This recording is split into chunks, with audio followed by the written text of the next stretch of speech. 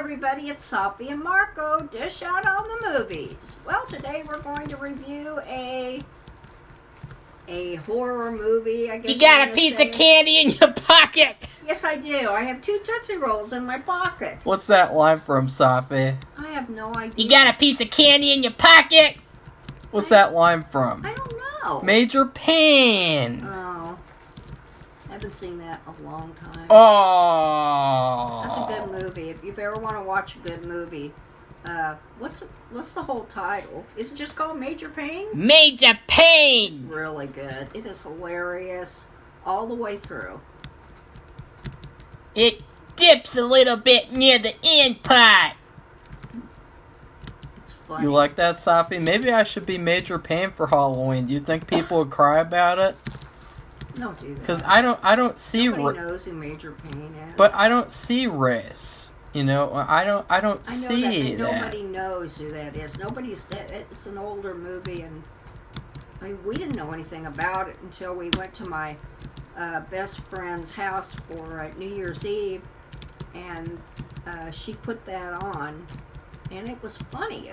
We'd never seen it before. It was directed by Nick Castle, who was one of the people who played Michael Myers. Safi? Oh, really? Yeah. You ready to talk about the movie? Yeah. I hope I get the name right. The movie is called Behind the Mask, The Rise of Leslie Vernon. Is that right? I keep wanting to say Lillian Vernon, and if anybody knows who Lillian Vernon is, that's a catalog company that sells small items. I don't know if they're still around or not. I think they are. Anyway, it is about, what have we been watching lately? Oh, serial killers and you know, their MO, whatever, at what they do. Well, we actually have a little twist on this. This is the story of these students, and I think they're in college. They're college students, and it's a female and 2 males. And the female is like the reporter person and the researcher, and then you have the sound engineer, and you have the videographer. And those are the 2 males. Anyway,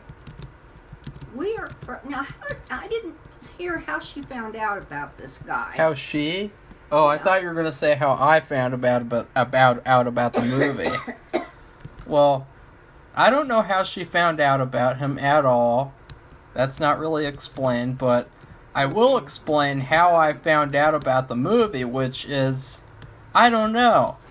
Like, it's the same thing. I don't know. But I think I definitely rented it from Blockbuster one time, and it was during the fall. And you know, it's a really perfect fall movie. It definitely has that fall feel. And I think that was great because, you know, a lot of these horror movies, you know, there's so many horror movies, but there's not a lot of great ones that really take place on Halloween or just feel like they're in the fall. You know, like when they filmed Halloween Kills, that piece of shit movie, you know, they shot it like in February or something. And my God. They pretended like it was fall, and you know, it looked terrible. This movie really feels like it's fall. So whether they filmed it in the fall or not, like, it really has like a warm, like, fall feel, and I really like that about the movie. And then the plot, Safi, get into the plot a little bit more. Let's just get that crap out of the way. Somehow this girl found out about this guy, and he's going to be, I don't really understand. He's going to be a serial killer. He's going to start his first project. He's been studying up on it for a long time. Well, he wants to be an icon. He wants to be like the greats. So he wants to go on a spree and then return, possibly, whatever, and, you know, be like Michael Myers or Jason or Freddy. So that's his goal. Well, and so, he's been studying. He's been analyzing everybody's MO, their how how they do it, and like who goes first and how many people and who, and they don't call it, how we've been doing all these movies, Saw and Friday the 13th and Halloween last year. We talk about the quote final girl. Yeah. Well, he doesn't refer to the final girl as the final girl. He calls her the survivor girl, right? Yeah. Yeah, which it's weird.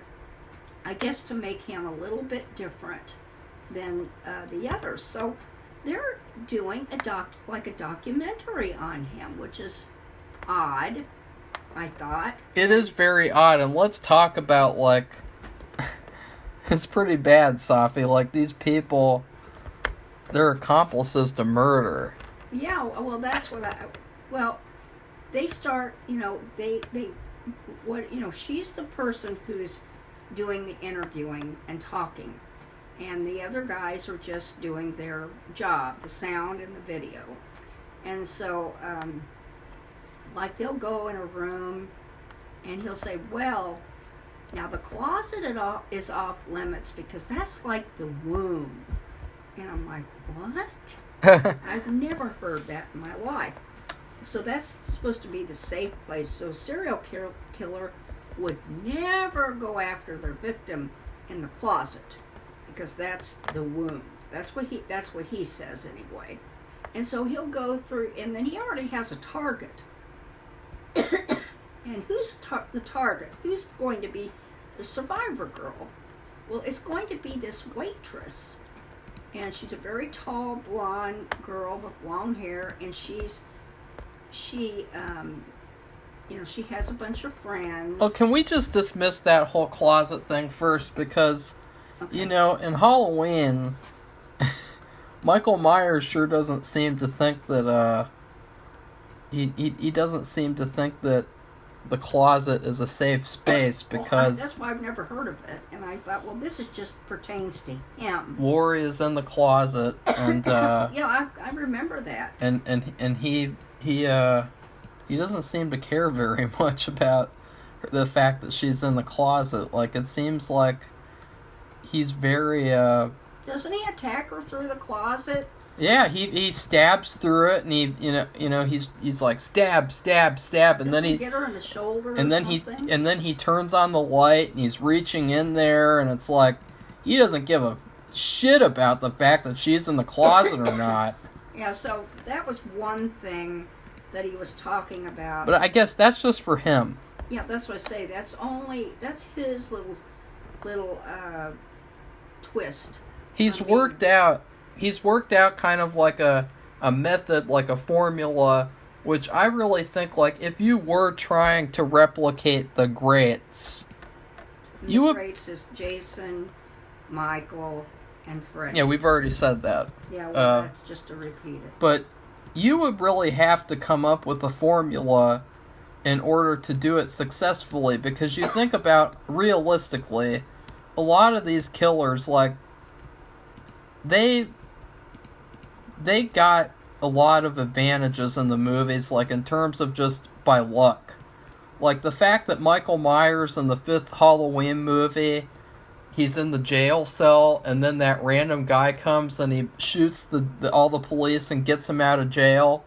Like, that was really, really, like, lucky for Michael Myers that he would get that.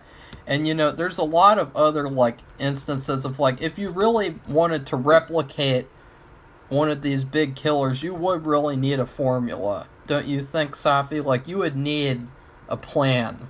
You couldn't just do what Jason does and just walk around and hack and slash. You would have to have a plan. And a backup plan. And a backup plan for that backup plan. And there's, Well, the thing is that's made up. In other words, the part about them, like, having supernatural powers, that's just all an added dimension, and it's made up. What if you're talking about a real... I mean, you're trying to duplicate a serial killer. Well, you're duplicating a human being. Yeah. With human fallibility and mistakes. And not everything is going to be perfect. And I know the guy who did Jaws, a Saw. They both have an AW. So anyway, he was a big planner because he was a genius and making all those. But still, he's not supernaturally above anybody. He's just a good planner and he's smart. But and I really like the way that like they explained everything in terms of like the way that he does all that cardio. Yeah, his health regimen, and to get ready for doing his night of serial killing. They eat healthy food too. Like when they go to these other killers' house, the killer couple, they're eating like vegetables, like raw vegetables and ranch, and then they're having like vegetables with sausage for dinner. Like it's like they're like health nuts. And it's so funny because it's like that's not what you think of at all when you think of these killers. It's just kind of hilarious. You don't see him eating anything. Well, you see Michael Myers is implied to eat dogs. Oh God! And I just meant you don't see him eating a bag of chips, a hot dog. Freddy Krueger eats some stuff sometimes, I haven't seen any of those movies. In Part 4, he eats the human head meatball on the pizza. Oh. So, but I guess that was just kind of like for show, but whatever. But really, I mean, think about it. Yeah. You don't see them eating anything. Yeah, like I really love the way that they explained everything with this killer, like how he prepares, and also they really like laid out a great foundation for a franchise. Like Terrifier, yeah, he does look like a creepy clown. But there's a million creepy clowns. And I feel like with Terrifier, they did not lay out a good foundation for a franchise by having this random killer clown character. Like an afterthought. Yeah, when he doesn't talk, he doesn't really have a motive for anything. It's just kind of ridiculous. Well, he just pops out of nowhere. Yeah, and so I feel like this guy is planning every single move he makes, how he eats, how he exercises, everything planned down to the very little microsecond. And it makes sense. It feels like this is a great foundation for a franchise. I would love to see a sequel, a third one, a fourth one, versus Michael Myers movie or something. Which is done because they've overdone it, and it's just no. I disagree. I think they're beating a dead horse. Well, when they're making bad movies, they are. But if they made a good one, then it would be fine. Well, I think their last 3 movies have been all crap. Well, they were all made by Blumhouse. So what do you expect? By what? By the company that made them. I mean, they make crappy movies. They make terrible movies. They're known for making mediocre movies. And that's that. But this movie, like, it was like a fresh start for horror. It was like a fresh start for, let's make this, like, really interesting story about this guy who wants to be like the greats, and he does all this planning and preparation. And he even gets a video crew to come over and document what he's doing. But that's kind of the funny part, is that you really have to suspend your disbelief to enjoy the movie, because in the back of your mind, you're thinking, these people are not only accomplices to murder, but they're part of a conspiracy. Yeah, they're a part of a conspiracy, because like that thing where she was helping him when she assisted him with pulling the brick away from the door at the restaurant. Like, you're physically helping him get into this plan of committing murder. You're going and stalking the victims, and you're going through the whole murder scene, and you're seeing all the murder weapons right there. It's like you're not just like innocent bystanders. Like, this isn't like when you go to a war zone and document a war zone like a journalist. This is a lot different than that. It would essentially be the same thing as like what if you followed like a terrorist group, and then you helped a terrorist group like plan an innocent civilian attack or something? Like, oh, we're gonna go and suicide bomb an elementary school. Like, that's what it's like, right, Safi? Yeah. And this girl that he's picked out, I said she's a waitress in a restaurant, so they do things with the door. Mark was talking about it. Yeah. And she helps him do one of the things that he does. All he is, he's trying to spook her out. And then, and this is like, she has a routine, which, see, I think that's something that gets people into trouble in normal life. Yeah, having a routine. And people, if they're stalking you, they depend on that routine because they get into the routine too. They become part of it by watching everything you do. And they do something where she gets a brick and she holds the door open because she's taking the trash out from the cafe or deli or whatever it is. So of course they're going to have like 3 or 4 bags of trash. And so he's been watching her. He knows she does everything exactly the same. Yeah. And so he does this thing where, what does he do? Tie a string to the brick. Yeah. And so when she comes out to do the trash, they have this string on the brick, which has been outside. I guess she doesn't know it, or they put it on while she's putting the trash in. I can't remember, but he's got it all worked out.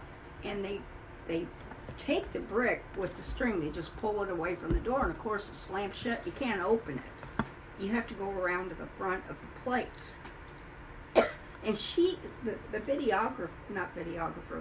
reporter, the journalist, whatever she's, filmmaker, she does this for him. She helps him. And she goes, good. And she's all excited, and they're all excited. And then it's very strange. And then they do another thing. So they have to ramp it up. That's just the initial thing. And he's got it all in steps, everything he's going to do. The next step is to plant this story in the library. And, the woman in Poltergeist, she's like the psychic woman? Yeah. Or whatever she was called. And, she's got a very distinctive voice. I knew exactly who. I didn't even have to look at her because she has a very distinctive voice. Marco said this was her last movie before she passed away. Yeah, I thought that was cool. Like, I bet, like, any horror filmmaker would just love to have, like, a horror veteran actor, like, be in their movie, and then it's their last movie. Like, that would be really a cool thing, to say the least. Yeah, and she... If it's good. If it's bad, then that would be a bad thing, because then people are going to be like, ew, that's that person's last movie? Ew. Yeah, so he plants the story about her great uncle. Well, she doesn't even have a great uncle, but she doesn't know that for some reason. I thought that was a... Well, she's a stupid teenage girl. I guess so, but I mean, that's... She looked kind of like a cheerleader type of girl, too. I don't know. To me, she's kind of like a hippie girl. Really? It's a Karen. A hippie Karen? A hippie Karen. A hippie Karen. And, yeah, she did not really seem like a survivor girl to me. Not to me. Like, she looked like a slutty cheerleader girl to me.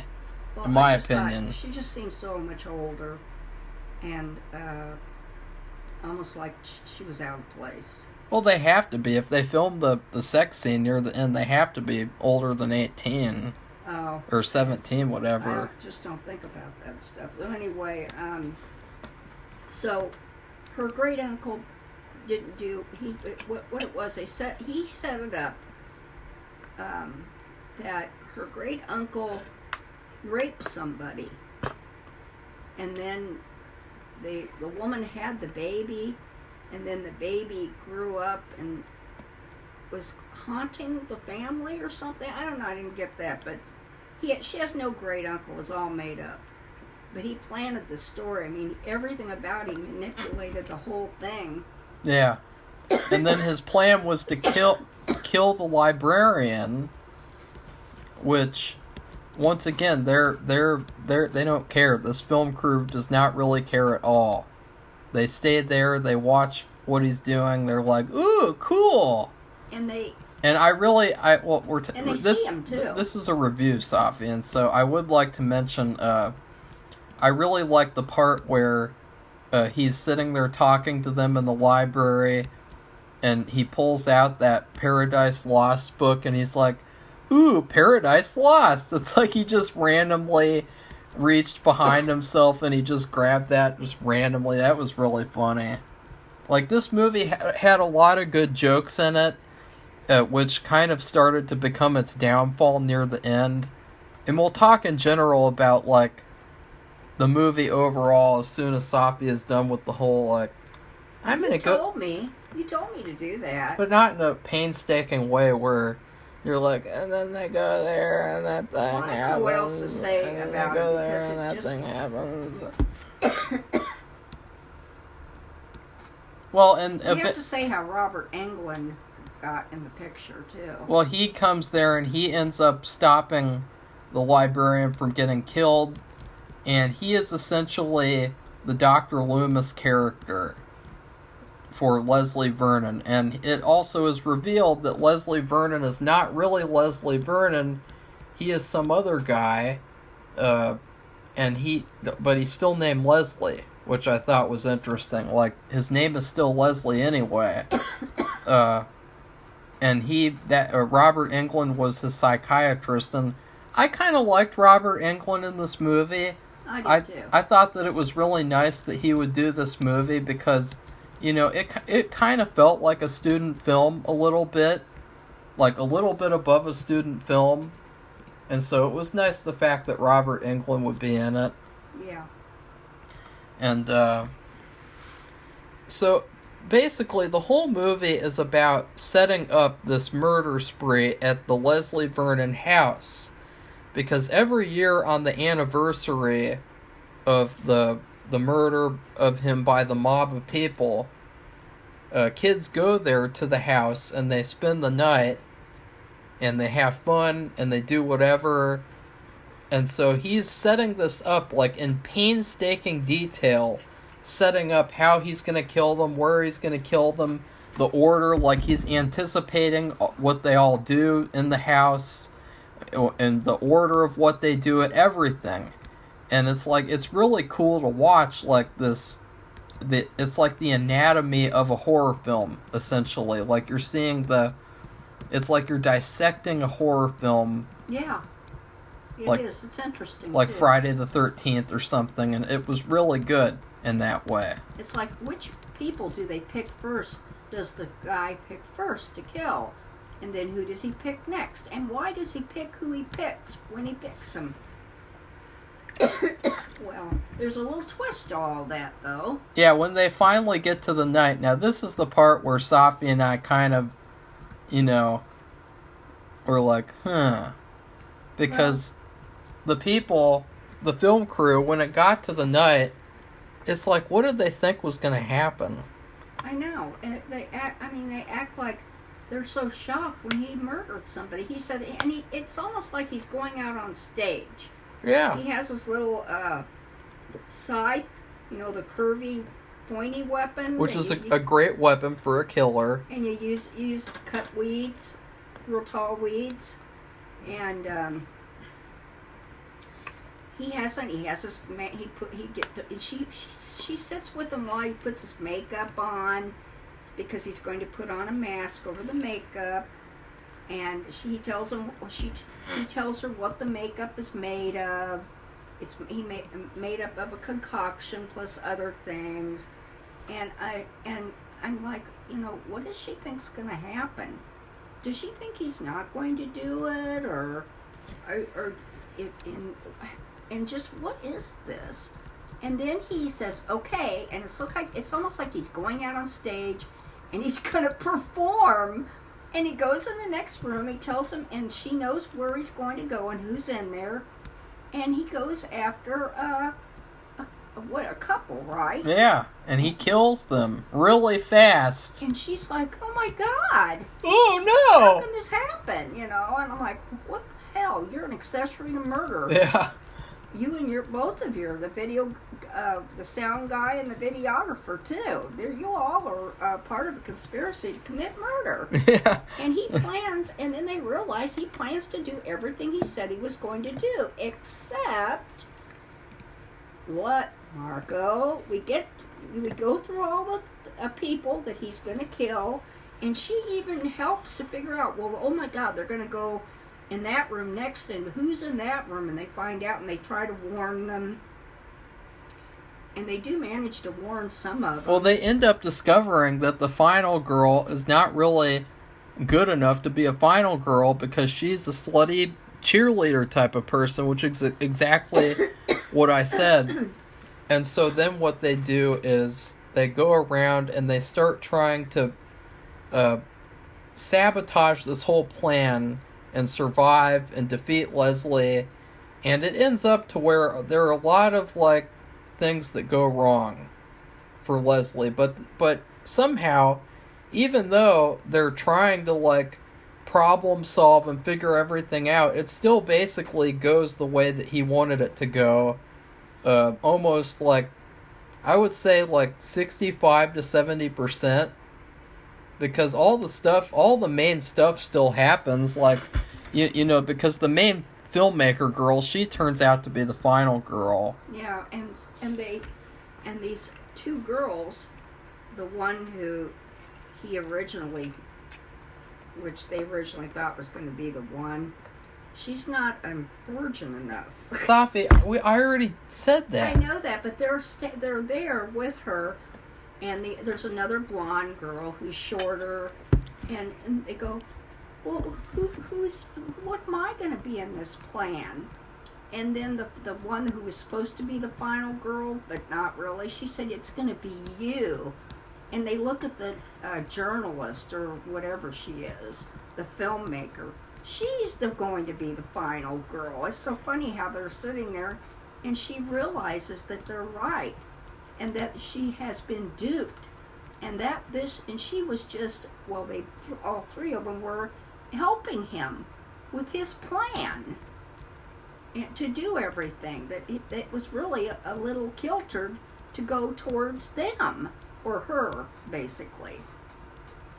So and we're like, oh, this is a little much. What? What's a little much? It was like, because I was like, you know, this really fits. I really love the twist, and I love the way that, like, it wasn't predictable in that way. Like, I was really surprised that she wasn't the final girl, because it feels like that's exactly what they would have done nowadays. You know, like, they would have still had that other girl be the final girl.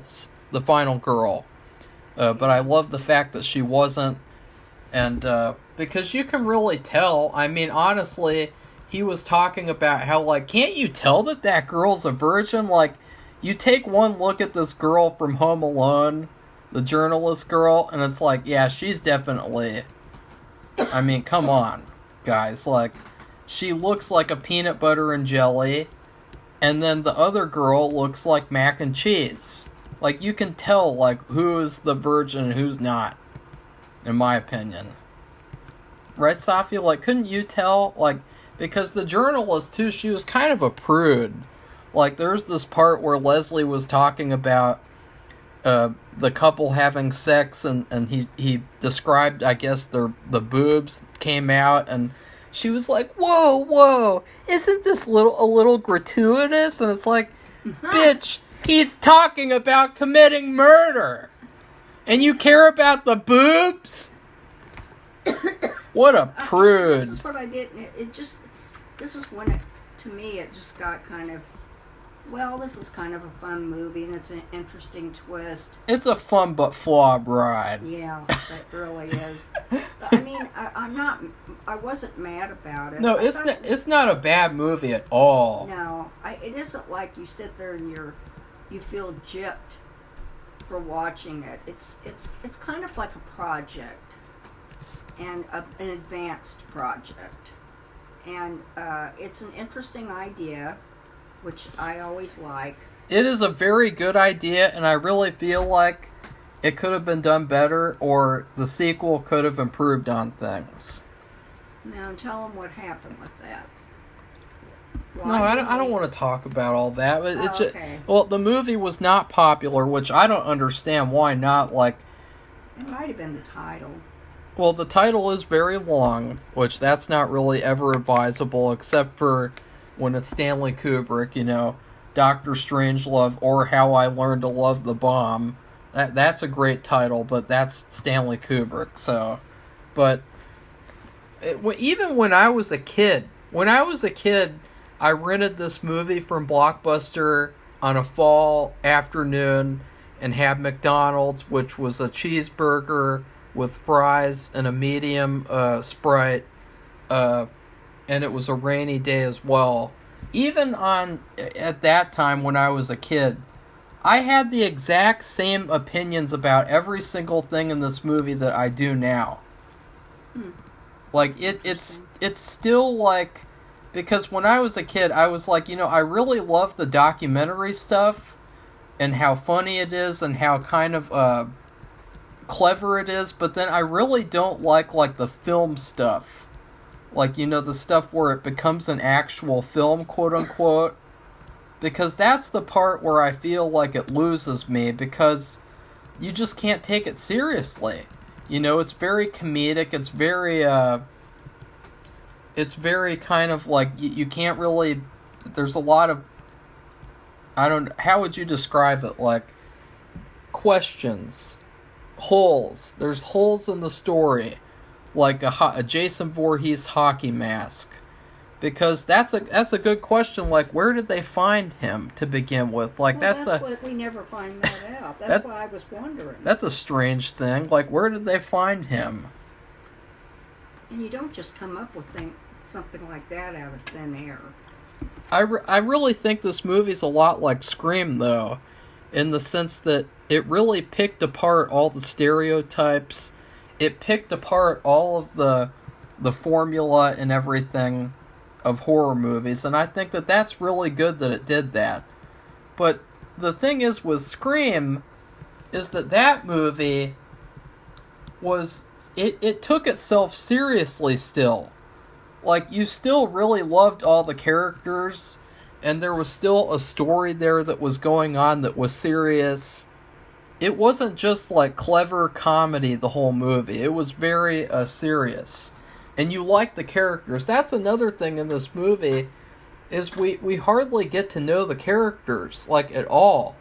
Because we're so focused on the behind the scenes of the slasher killing these people, we don't even get to know, like, the cameraman, the sound guy. You know, who are they? Yeah, they don't even, and it's kind of implied at the end, like, the sound guy is her boyfriend. Yeah, he's like, I love her. Yeah, and I'm like, what the hell? They don't even, there's nothing about a relationship except work relationship. That guy looks like Pedro from Napoleon Dynamite. Yeah. And he's like, I love her. You can't kill her because you'll have to go through me first. And what does Leslie do? Just shoves him out of the way. Yeah, he really did. And see, in that moment, like, was that a serious moment or a comedic moment? Because, like, I feel like you could take it seriously or you could treat it like a comedy.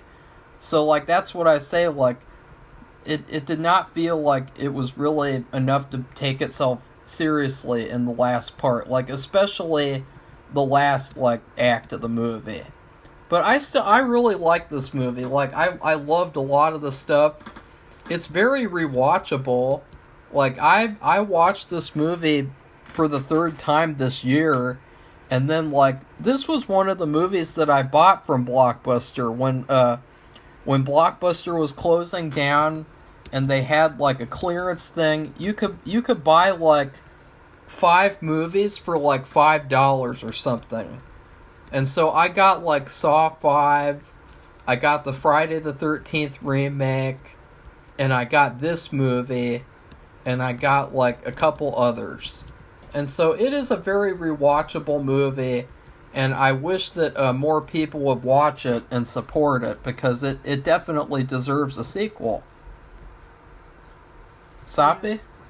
Yeah, You talk about I it thought now. it was rewatchable too.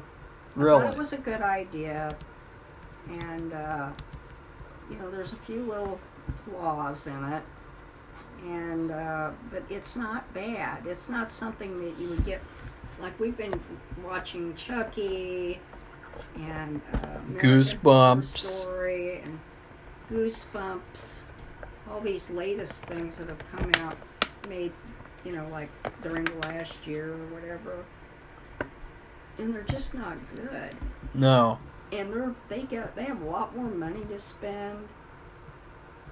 They have a lot more money to pay actors so they can get more people trying out for the parts. And they're not doing anywhere near as good a job as this simpler movie. Yeah, like, it really is all about the payoff. It's all about the payoff of that final 40 minutes of the movie where they're at the house and he's going on this killing spree. That's what the whole movie's building up to. Yeah, and it's funny. I mean, we see that, and it's playing right in front of them. It's like they don't really, I don't know, they don't believe it. I just don't know what they're thinking is like. What do they think is going to happen? I guess they thought that he was like playing a prank or something. I don't know. I really don't know.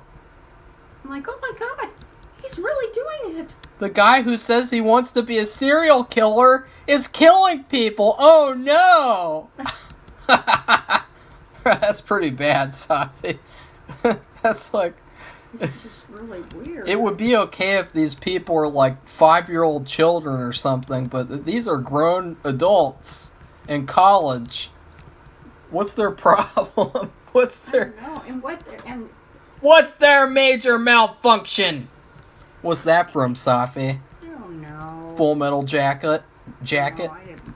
Why am I referencing so many war movies? I don't know. It's a horror movie review anyways. There's a lot of horrors and wars we've seen lately, so, I mean, that's just what it is. Can't run from it. What do you think that Arlie Ermey's character would say to Leslie Vernon? I don't know. That'd be pretty funny. I don't know. I just, I thought it was, I thought it was a good effort, and it was different. Yeah, it was a great effort. I think the only thing I really don't like is the title. Really? And I just think if they could name it something else, because think about what the titles of Halloween, it's one word. Halloween Ends, it's 2 words, Friday the 13th, that's 3 words. Nightmare on Elm Street, 4 words. I mean, they're it's just like anything else. It's almost like journalism. Telling a lot in the fewest words possible. And, anyway. But I still liked it, and I thought it was a great idea. I just was kind of shocked that these people, here they are, college-age people, they're shocked that he's going to do what he's going to do. I just don't know what they thought was going to happen. Like, did they not believe him? Did they think he was playing a prank on them? I think he did play a prank on her, because she was really the final girl, or the survivor girl. Yeah. Not that other girl. And that they were, and she was also, he gave her a heads up too, because he went over with her what he was going to do. And she actually helped him. She helped him with a lot of different things. So, I mean, and then when he started murdering and they got so surprised, I'm thinking, yeah, guess what? Even if you survive, you're going to be in trouble, because you're going to be an accessory to murder. Yeah. Well, I said to Safi, All 3 of you. The sequel to this movie, it would just be a long courtroom scene. It would be a courtroom drama where it would start off, and they're like, okay, you guys want to know the story of the rise of Leslie Vernon behind the mask? Here you go. And they would just literally show the jury this whole documentary and be like, there you go. And then the jury would be like, oh, God, these people, they're screwed. Like, it's a lot like, remember, like, the Devil and Daniel Webster at the end where they have the trial scene and you know, it's just like that guy was really screwed in that moment. Like, he agreed to make that deal with the devil, and he knew his time was coming up, and still he's like trying to fight it and everything. Like, he was just that's what it would be like for these people in this movie. They would be screwed. And that is another movie. If you've never seen that movie, it's in black and white. It's an old movie, but it's really good. And It's not long and drawn out. It's very simple and good. And it's The Devil and Daniel Webster. Yeah, it's like it was written and made by adults, you know, unlike movies nowadays. And, you know, even this movie, as I said, it really feels like a student film. And all I could think about was, like, the people who made this movie, all that they need is support. They need support to make a sequel so that they can make that bigger and better. They don't need to be torn down, because I think that people are really harsh on this movie. Like, if you thought that this movie was bad, like, excuse me, like, we could name a few that are bad. Halloween Ends, The Exorcist Believer, oh God, Spiral from the Book of Saw, It Chapter 1 and 2, like, really, really bad movies. And if you said that this movie was bad back then, maybe it's because you had higher standards for horror, which I will agree with that. Like, this movie isn't great. It is just, like, okay. But okay in 2006 is, like, a masterpiece in 2023, in my opinion. Like, I would put this up there with the classic horror movies in comparison to the movies that are coming out now. Like Megan, the Robot Girl movie, that was such a horrible piece of shit. And the Chucky series. I thought that was a shark movie. Isn't there a Megan shark movie? No, that's the Meg. Oh, the Meg. Stupid. I don't watch shark movies. Except for Jaws. I made that mistake once, and that was not worth it at all. Fucking Alicia Silverstone trying to act. That was really bad. Okay, well, I think we've Have we overstayed our welcome, Safi? I think it's time to give our food review. I gave it Jell-O salad, and what do I mean by that? I mean Jell-O with fruit in it. Ew. And it's that's an adequate, dessert, I guess. And I told you I don't like the title, but I thought it was an adequate movie, and I think they probably had a limited budget, and they got to get Robert Englund. I thought it was nice, and the woman from Poltergeist, which she's and she's dead now, it's a shame. She was a really good character actor. Character actors are very valuable, and there's not that many of them, because they don't have the parts. And she was a really good character actor. She was in it. You know, those things they were kind of like spices, too. You added them in, or maybe an extra fruit for the fruit salad. And to make it like, what are those, maraschino cherries that they put in a fruit cocktail. And I'm not allowed to eat mangoes. I'm allergic to mangoes, but maybe cut up mango in it. Although a lot more people are probably allergic to that. It's related to the poison ivy family, and that's why I'm allergic. I break out in a rash. Anyway. Oh no. Anyway, that's what I gave it. So, what do you give it, Marco? Well, I feel like the people who made this movie, they really should fucking do a remake of Psycho with this guy, because I felt like he was Yeah. The guy who played Leslie Vernon would make the perfect Norman Bates. Yes, he would. And the way that they did this movie, I really felt like they would be the perfect people to adapt the second Psycho book. And because if you don't know, the second Psycho book is a completely different plot from the movie. And it's all about them making a movie about Psycho in Hollywood. And then at the same time, Norman Bates supposedly escapes and he goes on a killing spree and he's going to kill all the people in Hollywood too. And it has a very satirical tone. And it's a lot like this movie. It's very clever and made meta. And I feel like the people who made this movie, they would do a great job by making that book into a movie. Because the way they did this movie was perfect for a movie like that. But I would give this movie, I don't know, for some reason, I feel like this movie is equivalent to Chef Boyardee beefaroni. Oh. And if you're just having it's a rainy day, you don't want to make anything, you're just I want to have some fucking just anything. Some kind of pasta and tomato sauce. You have beefaroni, and beefaroni is delicious, but it's not the greatest. It's beefaroni. Good idea. It's really good though. I love beefaroni and a fruit salad. I love beefaroni, but then the problem is that then the people who let's say that people fed you this beefaroni. Well, then those same people, they go up to you and they're like, "Okay, did you like your beefaroni? Now it's time to eat a salad." And you're like, "Wait, what?" And that's the last act of the movie. It's like eating a salad.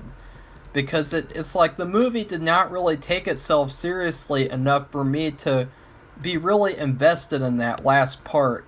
It really needed to work on the movie part of the movie. It nailed the documentary part, but then the movie part it needed to work on a little bit. Safi? Have anything else to say? What do you have to say? I don't know. I think he's talking about the credits. And I started watching. What do you mean? You said that he was in the morgue and he came alive and killed the coroner or something. Oh yeah, well they teased a sequel, and I was glad that I saw that because I've seen this movie 10 times, and I never saw that until the last time I watched it. I was like, wait, what's going on? Cool. That was a little treat. And so I guess after the salad, you get a singular Hershey's Kiss. You're like, there you go. You ate your salad. Good job. Yeah, I didn't see that. I thought that somebody was in doing photographs. I don't know. They were in a photo processing. That's what it looked like. And I thought, well, there can't be anything else. That's what they're showing. And then I should have just waited. But I didn't. So I didn't see what Marcos saw. So I can't comment on it. Yeah, Safi turned it off like a wimp. No, I just didn't. I just didn't expect. I guess I just have to watch for stuff like that because even though this is an older movie, and they seem to do that a lot with more recent movies, they might have done that with picked a few movies out here and there to do that. And I guess this would have been a movie too because I think they probably wanted to do a sequel too. They really wanted to. And so this was called Wishful Thinking, or I Hope It Happens type of thing. And yeah. I don't blame them, Well, let's see. They did such a good job.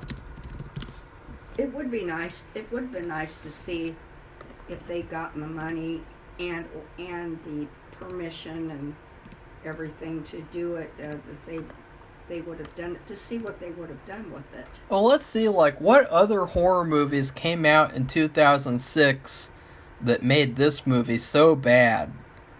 Because from what I can see... What year? 2006? well, you had the Hills Have Eyes remake, which was a fantastic movie. It was better than this. But you had Scary Movie 4. You had the shitty remake of When a Stranger Calls. And, like, those are not good either. And so if you're going to criticize anything, criticize those. But then you did have Texas Chainsaw The Beginning, which is, like, the best one of the series. And then, let's see, which Saw was it? Because if it was a good Saw, it was the third one. So, well, that one sucked. No, it wasn't good. That was one of the worst of the series. So, it really seems like this movie got a terrible... Like, it got a bad rap. Even though it was really good in comparison to all the other trash that was coming out. I mean, I'll Always Know What You Did Last Summer? Ew. Like, oh, God... The 3D remake of Night of the Living Dead? Ew. Oh, I've seen that one. That is really bad. What was that, Shaun of the Dead? No, that did not come out that year, Safi. But we did see Monster House, but that's a kid's movie. That doesn't count. No. And it's not as good as Behind the Mask. Oh, and The Grudge 2? Ew. I saw The Grudge 2. That movie sucked. So it's like, why do people give this movie such a hard time? When it, oh God, Fido? Ew. Ew. You see what I mean? Like, this movie was is really underrated. Period. Safi? I think it was lighter and it wasn't so heavy-handed. Some of these movies are very heavy-handed. Yeah. And I just mean that they just really...